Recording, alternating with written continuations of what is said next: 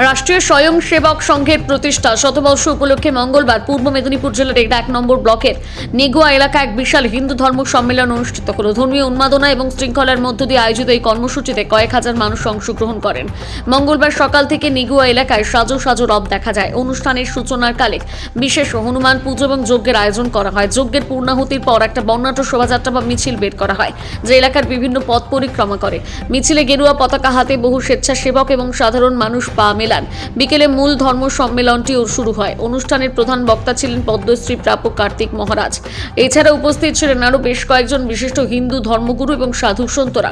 মঞ্চ থেকে বক্তারা বর্তমান প্রেক্ষাপটে হিন্দু ধর্মের গুরুত্ব, সামাজিক সংস্কৃতি নিয়ে আলোচনা করেন। সম্মেলন থেকে কার্তিক মহারাজ হিন্দুদের ঐক্যবদ্ধ হওয়ার উপর বিশেষ জোর দেন। সনাতন ধর্মের আদর্শ এবং মূল্যবোধকে টিকিয়ে রাখার আহ্বান জানান। জাতি ধর্ম নির্বিশেষে হিন্দু সমাজকে সংঘবদ্ধ হওয়ার বার্তাও দেন।